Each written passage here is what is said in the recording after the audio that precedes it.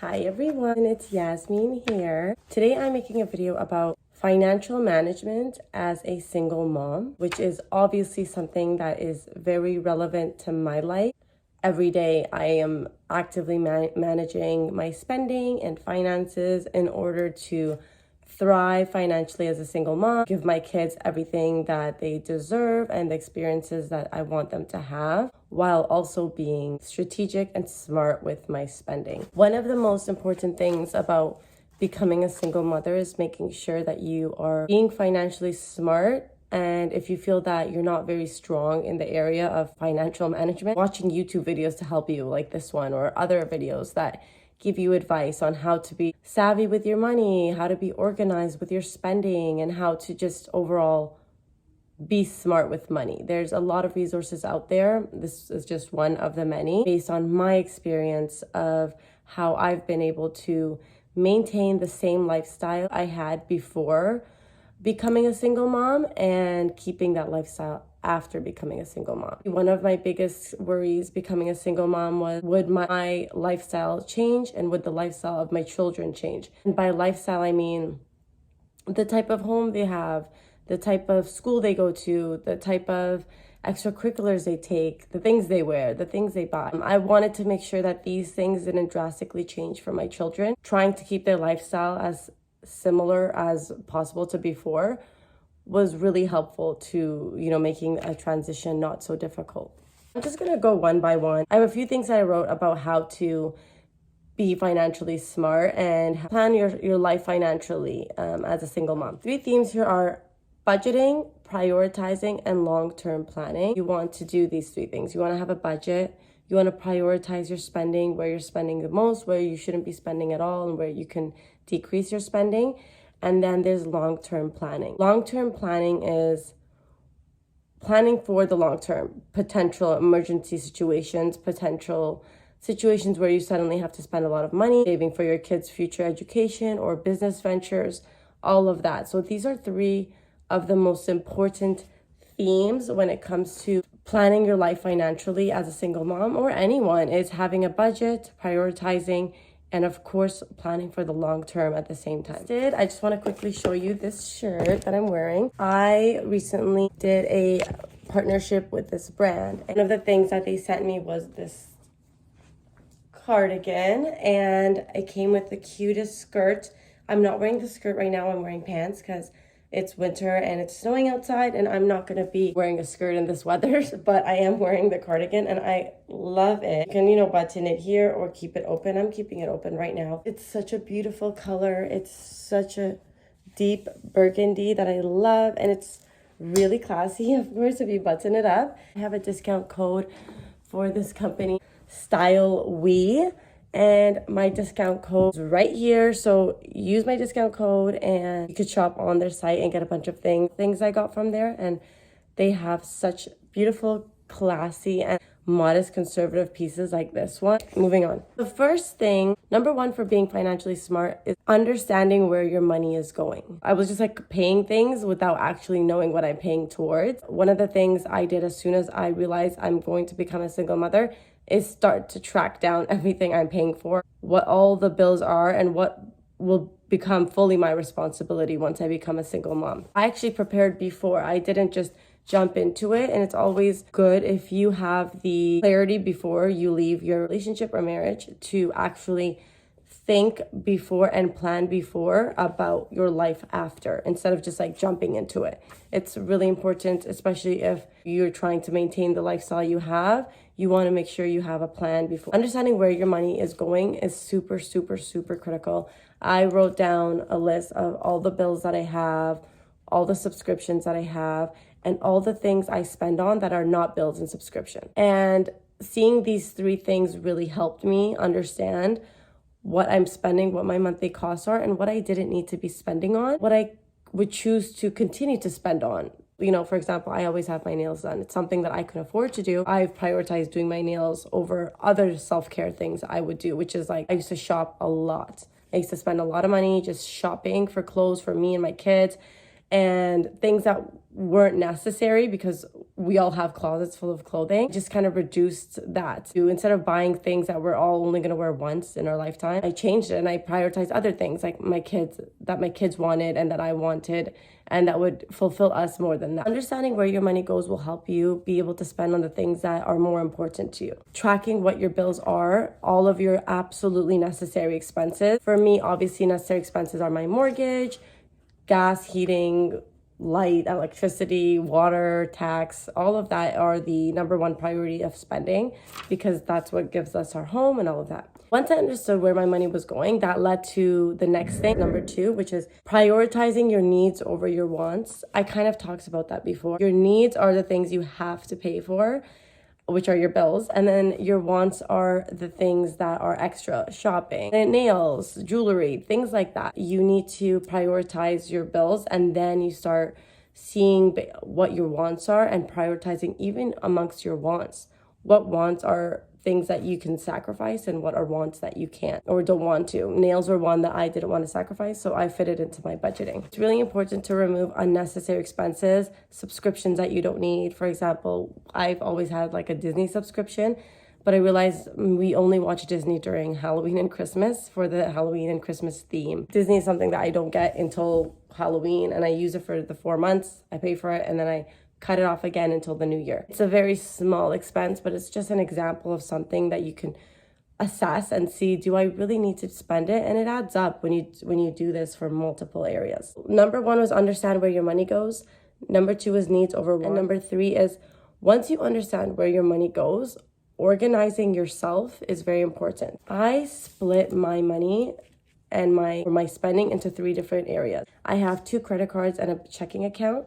And all my spending comes from these 3 areas. My checking account is where all of my essential bills come out of. My first credit card is where all of my subscriptions come out of. My second credit card is where all of my spending, like my consumer spending, like groceries, gas, shopping, nails, skincare, kids stuff, kids takeout, kids gifts, all of that comes out of there. I've divided up my spending in a way that's organized for my mind, so I can see every month how much I spend on subscriptions, how much I spend on groceries, gas, and other wants and stuff, and then how much I'm spending on my bills. That's a really important thing for me because all my important bills come out of my checking account, which ensures that I'm not using credit to pay for anything that I need. All of my needs are paid for from income and not credit, and that's really important. Number 4 is debt management. Managing your debt is really important.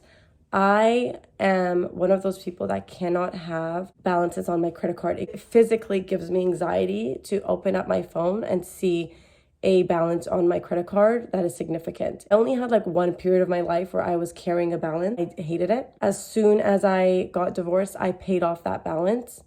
And now all my credit cards are at 0 and I pay them off every month. I use my credit card every month, and then the first of every month I pay off the balances. And this way I know that I can afford my lifestyle. I'm not spending what I cannot afford. Cannot emphasize enough how important it is not to spend what you can't afford. You need to spend what you can afford based on the multiple incomes you're getting. If you have boyfriends who are paying for you, friends, or whatever it is that's helping you pay, as long as you can afford to pay off your credit cards, that's very important. You don't want to be carrying debt and paying interest. It's just such a ridiculous, unnecessary expense. And also it's a habit that continues to grow, and then you end up in more and more debt. Ask anyone who's in a lot of debt, they'll tell you that it just kept adding up. If you pay your balance in full every month, that won't happen, because you know that at the end of the month you have to pay your balance in full. Because of that, you're not going to overspend, because you're like, oh my god, it's getting too close to the threshold that I give myself. I'm going to kind of reduce my spending these last couple of days. Really, the only debt you should have is your mortgage or a car loan. These are 2 very essential things that you need. Even me, as soon as I got divorced, I paid my car loan off as well, because I wanted to have no debt other than my mortgage once I stepped into single motherhood, because I knew that would give me peace of mind, knowing that all my debt is in one place, and that is in my mortgage. The next thing is having an emergency fund and savings account. I have an emergency fund because I live in a house, I have kids, and I'm an adult and shit happens. I will always be prepared for the shit. that could happen in life. I grew up in a family that are refugees, which means my parents' entire life got uprooted, had to start from zero. Them having a savings account and them having saved money is what allowed them to leave war in Afghanistan. Take nothing for granted. Anything can happen.